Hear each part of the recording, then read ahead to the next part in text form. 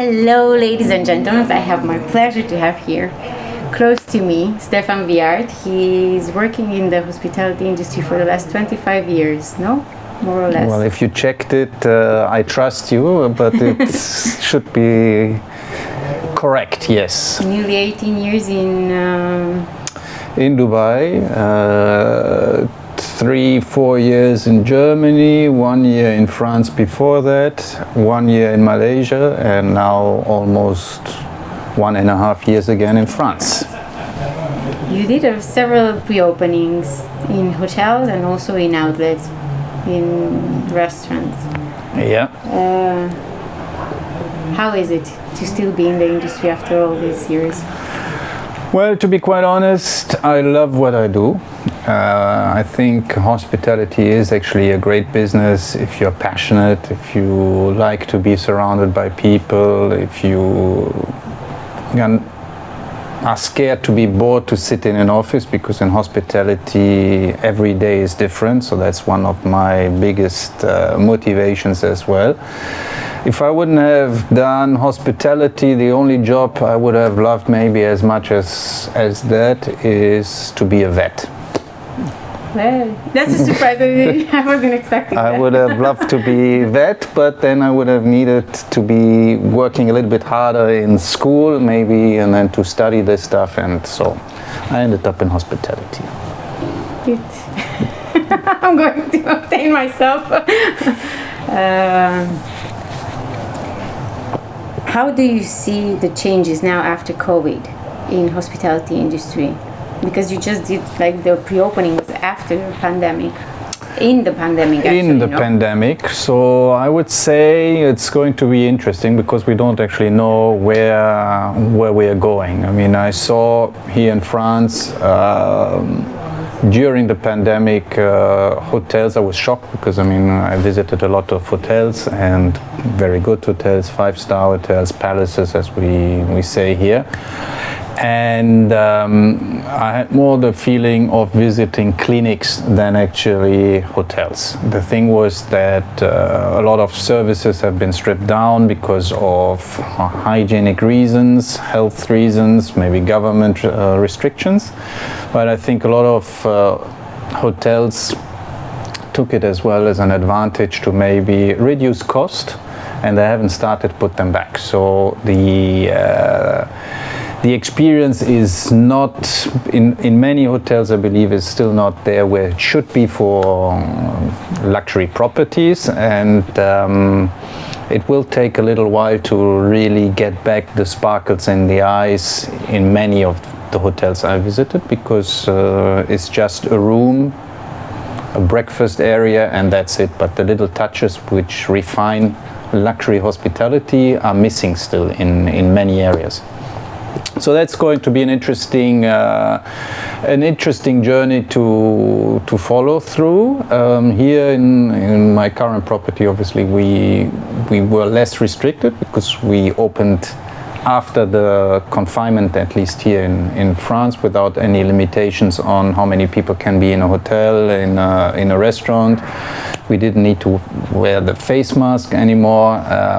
So we are, I think, back to normality, at least here in the property, and that's as well what we want to portray to our guests, that they feel safe, but that they enjoy life. True. How did customer journey evolve since you started working in hospitality industry till today? Yeah, it's an interesting question. Well, I think it changed a lot. I mean, when we talk 25 years back, obviously we didn't have the same technology we have now. It was not as important as now. I think in terms of labor, cost amount, that has changed as well drastically. At that time you had maybe ratios of I don't know, 3-4 employees per guest or per room, depending in which country you are. Obviously that has completely changed and has been drastically removed due to the fact that we have technology to help us a little bit to be a little bit more efficient.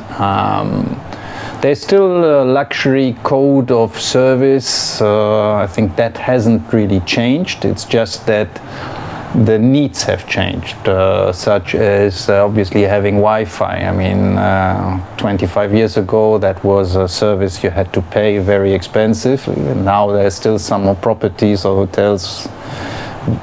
I think we know one group where you still need to pay for decent internet speed. That's obviously a given now, like oxygen.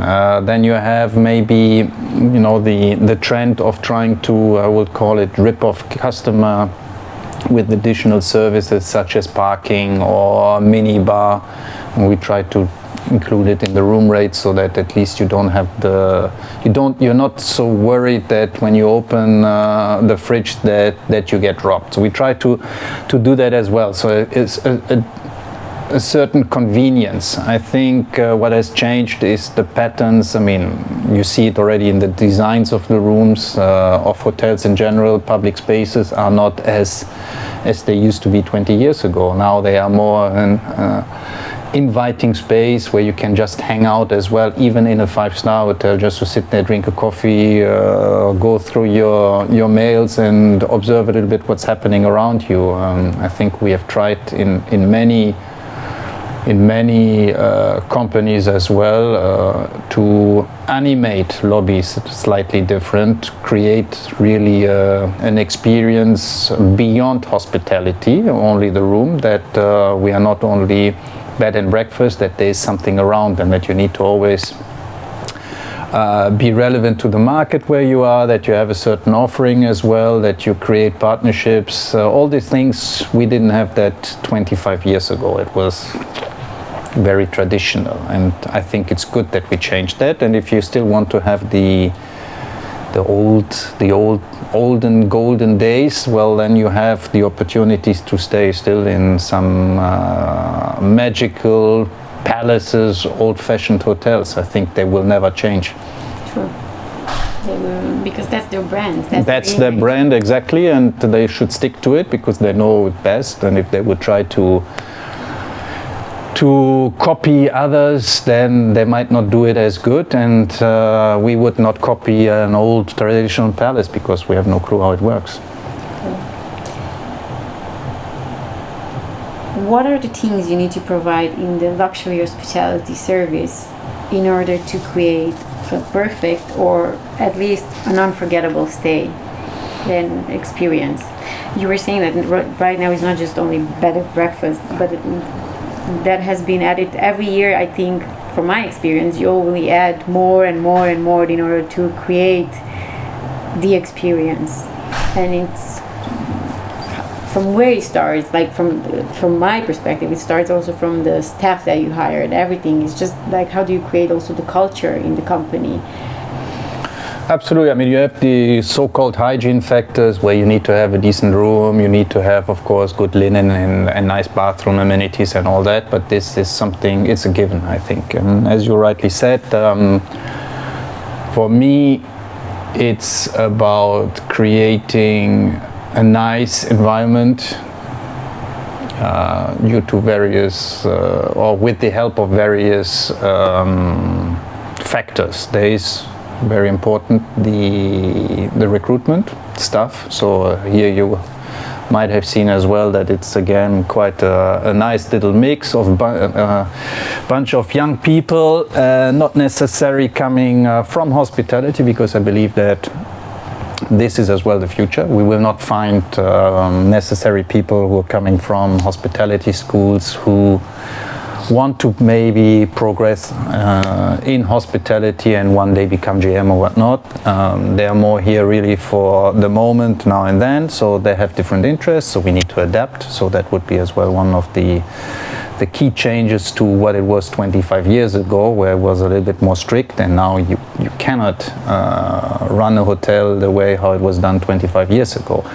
But so it's the recruitment, it's the way how you motivate people, because we want them to welcome guests the way they would do it at home. We want them to really show their personality, be themselves, and not to put them in a box and say just because you're a receptionist you need to do A, B, C, D. Yeah, you need to do your job to a certain extent, but the way how you do it, we want you to use your personality, because that's one of the reasons we hired you, and try to really find the right people that they match together. And that worked in the past very well. I think here it works extremely well because we get excellent feedback on our staff. Then it is the uniforms, to have something, don't create costumes, create something which fits to the staff you have on board. And in our case, it's a nice storytelling, that it's almost an item which guests want to buy. So that's as well great. Then you have the ambience, the fragrances, the music, the activations. So that are all additional touch points to create an extra to just having good nice rooms, comfortable bed, good F&B and all that. This is, I think, your touch in human resources. You always hire according to personalities. What are you looking in when you're selecting them, and how do they blend in and mix in order to provide that excellency in the luxury hospitality service? Yeah, I think that was the biggest challenge here for me, coming into a new world. I didn't know for so many years, and not having worked in Europe for 19 years, was to actually to understand a little bit how do people tick, what works, what doesn't work. So that was a little bit different, not having really a network of people I can call and say, would you be interested to work with me? So it started already from the recruitment of my ex-com members, where you need a team to be successful. It's not a one-man show. And to bring a dream to life, because at that time when I started to recruit those guys and looking for them, nobody knew the brand, the location. We had renders, it was a full construction site, so whatever I told them, could have been a dream. It was a dream actually, because we didn't know that it would become reality eventually. But to sell them really the idea it's a good choice to join a guy who doesn't know the market, who has pre-opening experience, that's good. International experience, that's great as well. But I mean, it was a risk for them as well to convince them to join, and to be able to create something together was already the first step of success. And then to portray that and to reflect that then to the next level of employees, the key was to show that I am, and it's not only to show, it's really important to me, so to really know every single employee myself. So I interviewed every single candidate, or at least I saw every single candidate from let's say pot washer to whatnot, because all of them are very important for the overall success of the organization. So that is something I kept doing as much as possible. And then it is about the motivation. At the end, the experience is not important to me. We can teach everybody to learn opera and all these things. It's really about how do they speak, what do they like, and then to see whether it fits with the people we have recruited, because at the end you need to always see that the strengths and weaknesses are matching up.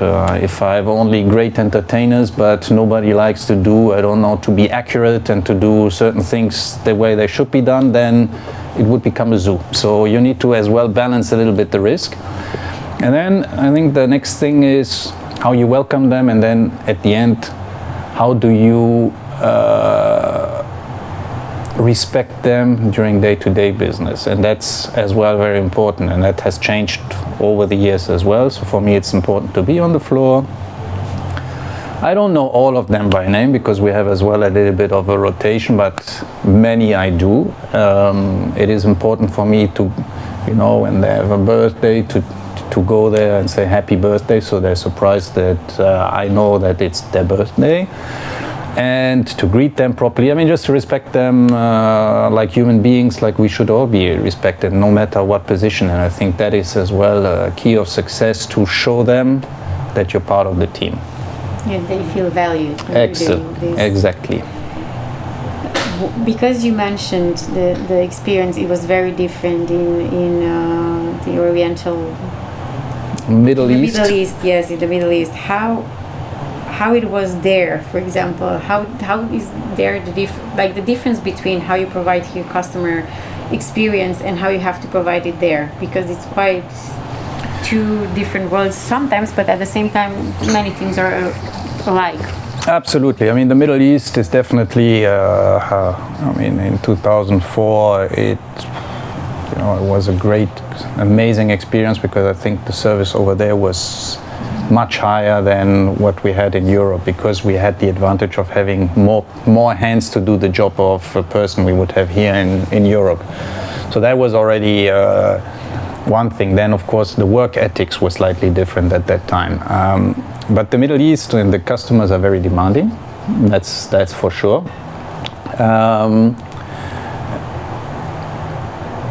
The biggest difference for me, here, in Paris, people are very demanding as well. We have a very strong loyalty program in our organization, where we have a lot of different tiers, and obviously the loyal customers are super demanding, and they know what we need to give them and what not, and so you get reminded.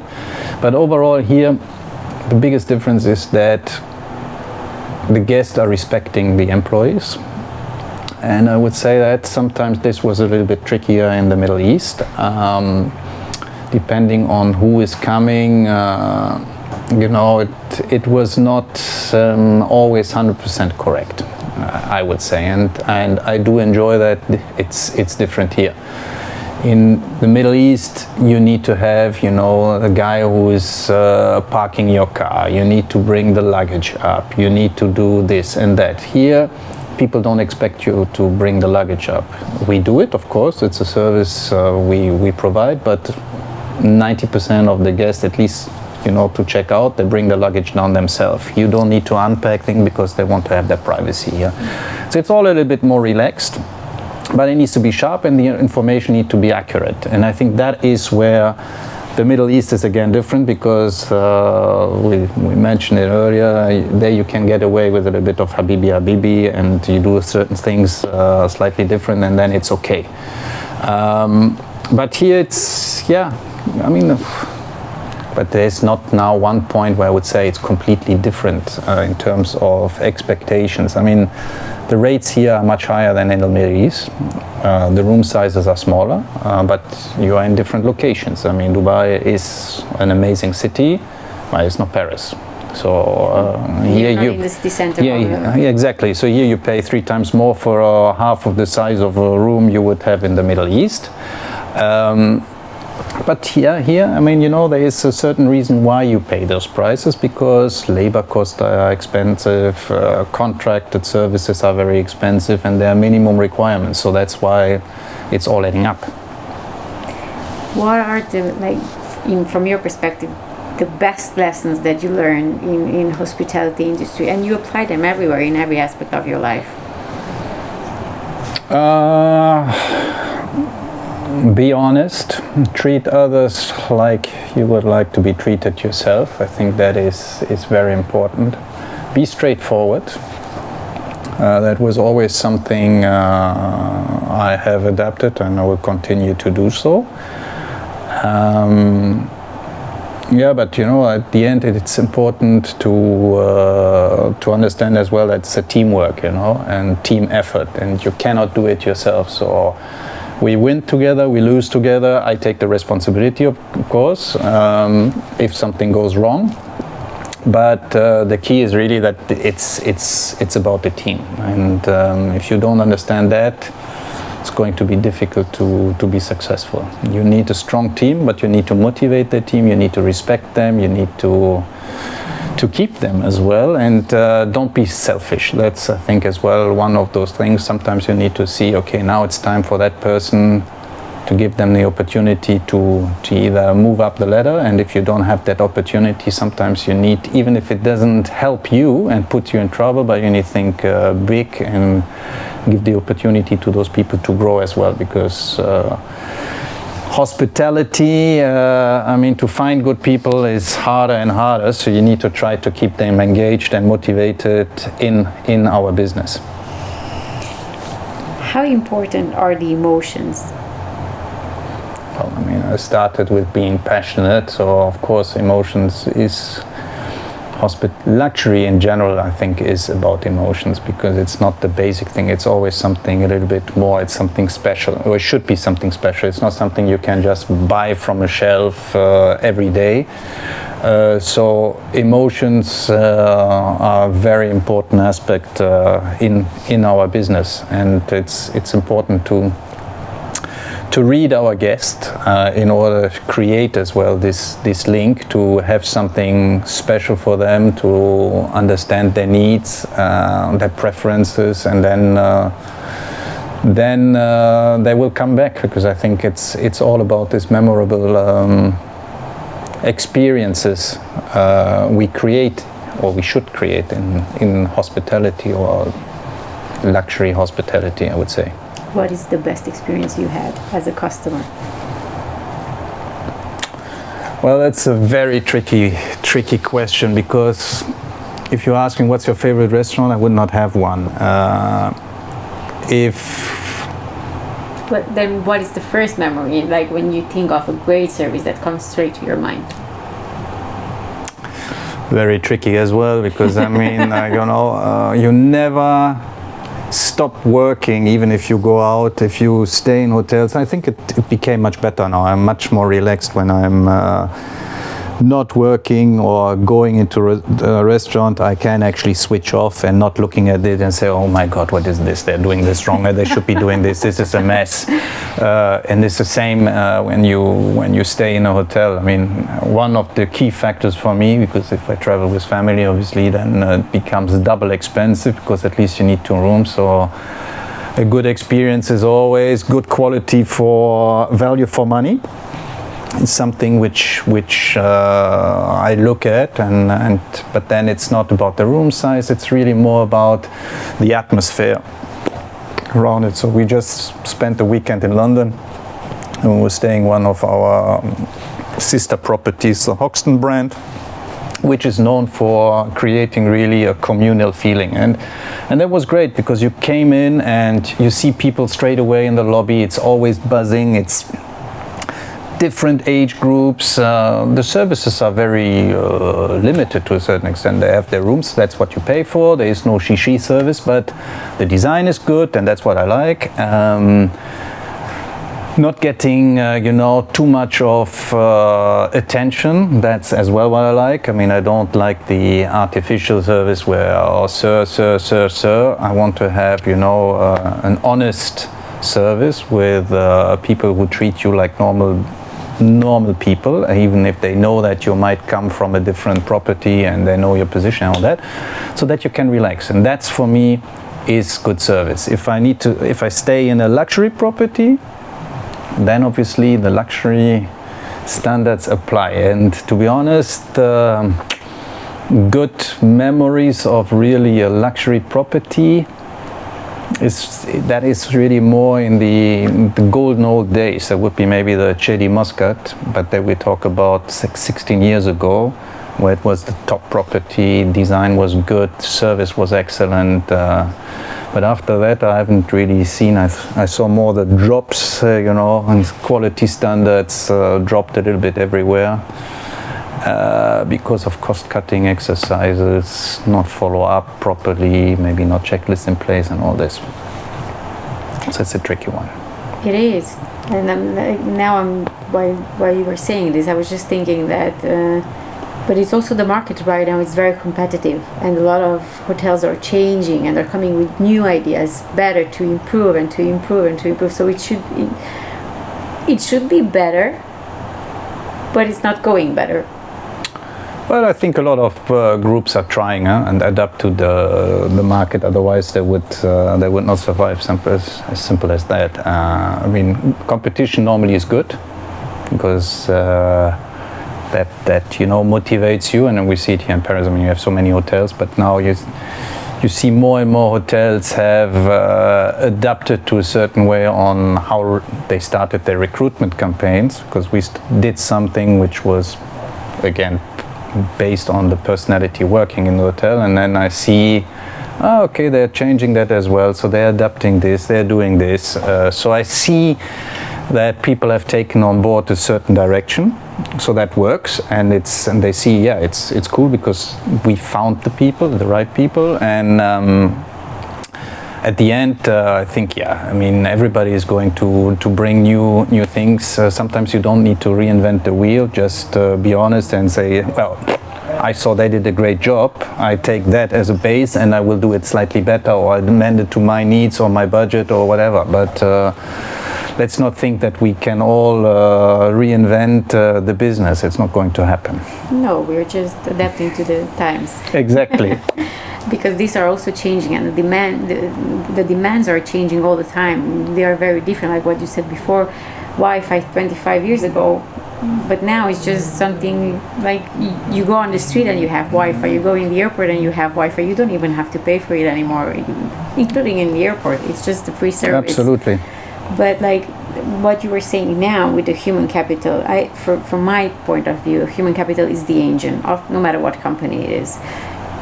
In order to drive the car, the airplane, whatever you need to have a really good engine. If that's working, then it will move the business towards success or towards misery.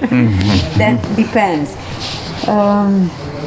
You said about your experience as a guest, as a client, but your experience as providing the service, what was the thing where you had to struggle most to create that experience? In all these years of experience, one that comes straight to your mind and you just say, okay, this was really hard to... Well, we had, I will never forget, it was, I think, my second day in one of the properties in Dubai, where I took over a hotel, quite a big one, and I knew it would be very challenging. And there was a British guest, a long stay guest in residences.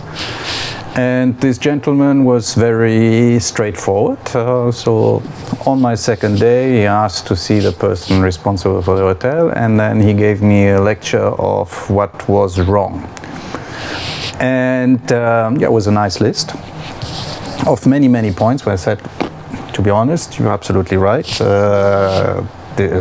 I'm really sorry, but yeah, it's a disgrace what we did. I mean, should not happen, especially for the prices we charged. Thanks very much. It will improve. I thought it would improve easily because it was small things. He was very focused on standards, so room service in the morning, and we could not get it right. That's not possible. So at the end, I said to him, look, we can't get it right.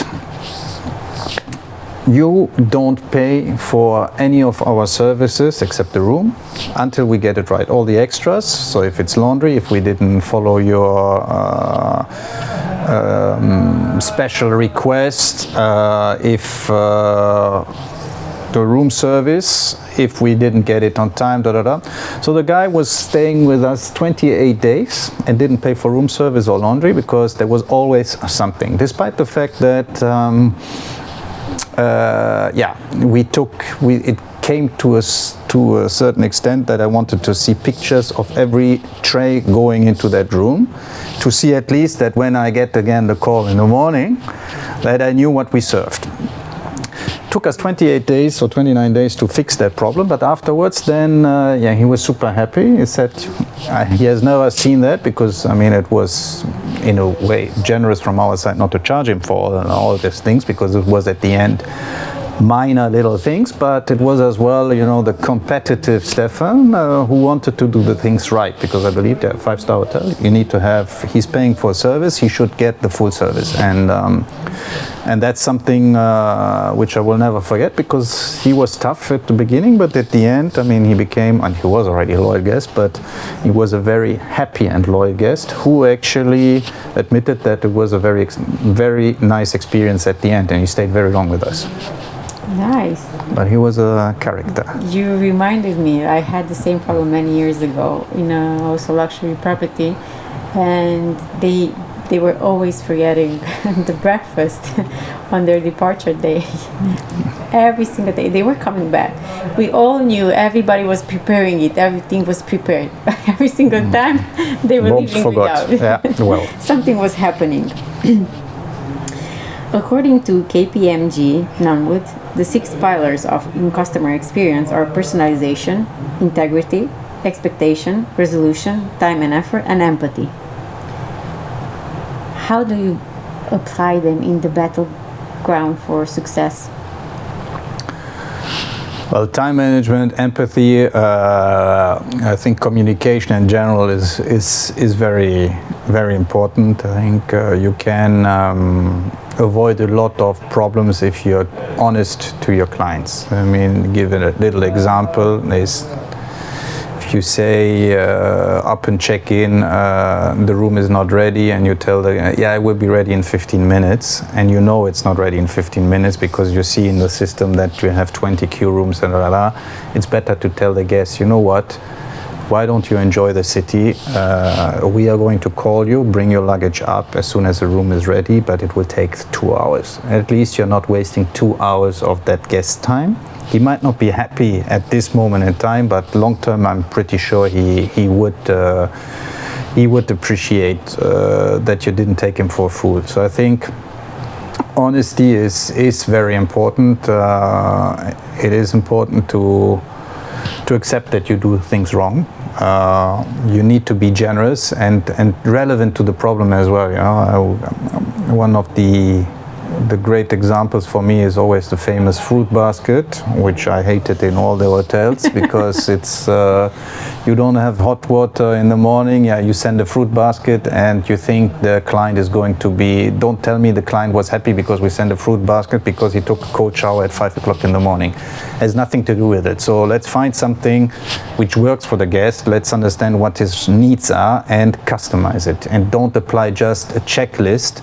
It's a little bit like all the feedback you give on social media, TripAdvisor and all that. Do it customized or don't do it. I mean, to just put an automatic response like a robot doesn't add any value. I think it is important to acknowledge that if something went well, yeah, perfect, you saw it. If something went wrong, then go deeper into it, give already feedback on what happened, do your research why it happened in order to avoid that you have a generic comment, obviously, because I think that can as well create additional frustration for your client, and as well create maybe a more relaxed atmosphere with your staff, because if they think you're not looking into it on an individual basis, they might think they get away with it. And it's not about getting away or not, it's fixing a problem to try to avoid to do the same mistake over and over again. And I think that's where in hospitality you still have a lot of work, especially if you have more rooms. It's a little harder. If you have more employees, it's a little harder again, but you should never give up and lead by example. How do you see customer experience developing in the nearest future? Well, I mean, what is important for our customers now is, of course, get the best room for the best price according to what they saw on the web. So don't lie there and try to fish guests with great Eiffel Tower view, but then you don't have it, or only if you would open the window if you could and reach out to see it. No, I mean, let's be honest in our descriptions and not be too salesmen, because at the end we will deal with the problem on site. Sorry, what was the question again? How do you see customer experience developing? Then it is, what do you want? So you want the room you pay for. You want to have that room pretty quickly and clean. You don't want to waste too much time on check-in. You don't want to waste too much time on check-out, basically. So I think the technology here is going to definitely evolve more and has to create a seamless experience if a guest wishes. I think the key is still to give the option, because we are still a service industry where personalized service is important in the luxury field. So I think to give the choice to guests and not to impose things, you have to check in at the desk or you have to check in at the machine, is give the choice. And I think it is important to be recognized more and more. I mean, there's so much competition around, and so you need to create your own customer base in a way and recognize them and create these little touches during their stay. Every time they come back to do something maybe slightly different, or at least to recognize that you see it's a tense time that the guy is coming, that you know a little bit about them, to have the personal conversation. I think that is as well important. Personal touches. With these personal touches, you need to teach your staff in order to, first of all, see when they have to do it, recognize where they can apply them, because this is also very important. Some, like what you say, if you teach them on trainings, and trainings are really important, and not all companies are providing them. That's why the service tends to go on a lower quality for the last few years, at least from my experience and from what I saw in what is happening right now, not only in the hospitality industry, but everywhere. Like, the human capital is losing their desire because they maybe don't receive the feedback that they want, that they don't feel valued, or they don't feel part of the company, or they don't resonate with the image or what the company is trying to say, and they just stick to the job because they need it. But when you like your job, you like the company, you like the environment, you also need somebody to teach you how to observe certain things. And in this world, especially when you're trying to provide an experience, some of them, they don't really know how to start. Like what you say, it's very hard to keep the staff right now and to find somebody, and they don't come from the hospitality industry. At the beginning, how do you see them when you're telling them this is important and this is what we need to transmit today? It's giving examples. I think that's the key. It's always easy to criticize people and say you did that wrong, but you need to give them an example on how they could have done it better, in a way. I mean, at the end, it is about trust as well. If you know that they're not 100% ready yet to let them loose, well, then you need to show them and accompany them during the process. And okay, then give me your ideas. Okay, they're not bad. However, why don't we do this? And then okay, so it needs to come from them, because if I instruct, they will not learn. They will do it once, but they will not understand why next time they should do the same thing, or they will always do the same thing. So they need to understand the concept behind and the reason why we want certain things. And once they buy in, it's much, much easier for them, because they're not stupid. You know, they're all intelligent people, and again, they will do it slightly different. They will not necessarily do what I would do, but we didn't want to have so and so many Stefans, so I wanted to have all these different people, and I want them to have the opportunity as well to create or to share ideas and then to implement them, because I will be proud if we do it. And at the end, I mean, I need to give them as well the little credit to bring their ideas and fine-tune it a little bit. Only if it doesn't work at all, then then you go back to what Stefan said. Yeah. So you let them experience both sides. Absolutely, I think it's. So they can see the difference, and they can understand your point of view. Absolutely. I really want to thank you for giving me this opportunity and for being my first interview in this project. It's a really important project for me. It's called, because I didn't even mention how it's called. It's called Maitri Knowledge. Mm-hmm. Well, it's pronounced actually Maitri because it comes from Sanskrit. It means friendship, but in a way like the most important human interaction you can have with somebody. So I think that you can only share your knowledges when you experience something, because like what you said before, just theoretically it may sound very, very beautiful on paper, but in real life, when you have to apply it, many things they don't apply the same. I want to thank you for your time. And I really am very grateful, and I'm very happy that I got a chance to see you again and to receive all these wisdom pearls from your side.